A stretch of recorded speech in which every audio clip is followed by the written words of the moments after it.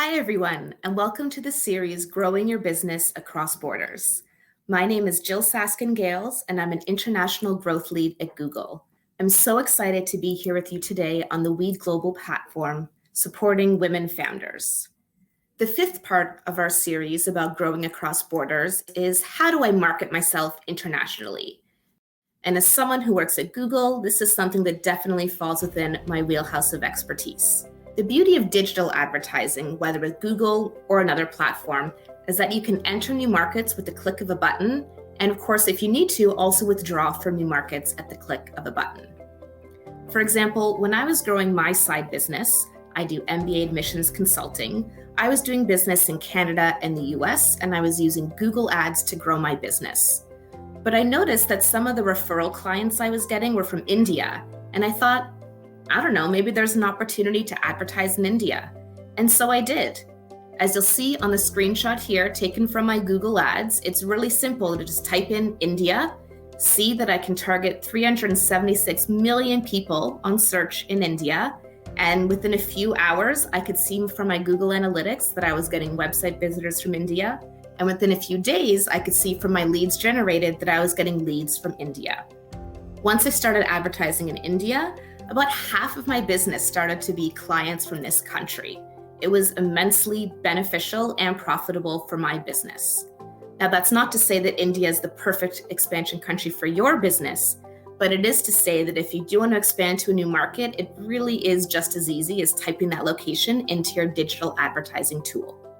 Just because it's easy to do, it doesn't mean you should always launch into it with the click of a button.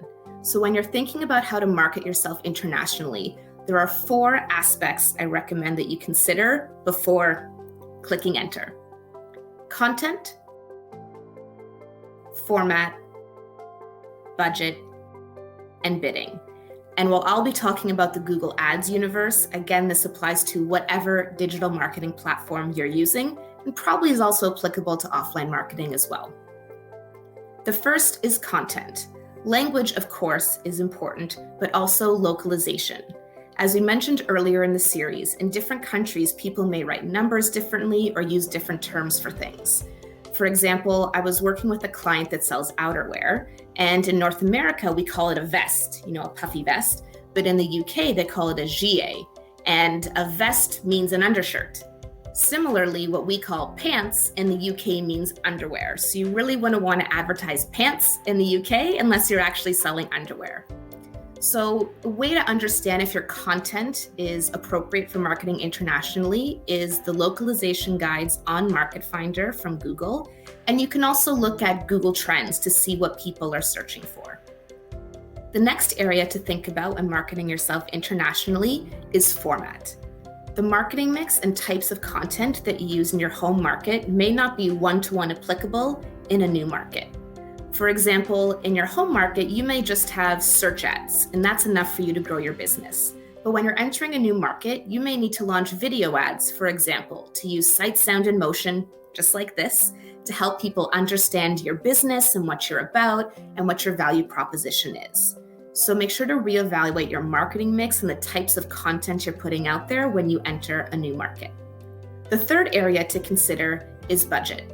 Your advertising platform, Google Ads or otherwise, will have some kind of tool to help you forecast how much it will cost to expand to a new market.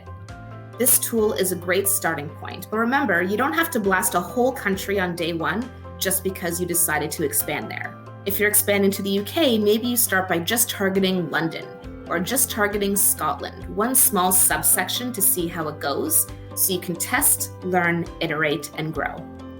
And the final thing to consider before you start marketing internationally is bidding.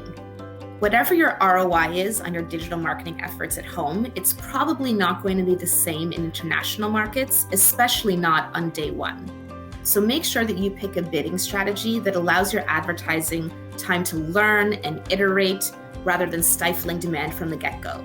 One of the most common mistakes I see is startups assigning a really small budget with a really high ROI requirement when they first enter new markets. And of course, it doesn't scale and it doesn't succeed.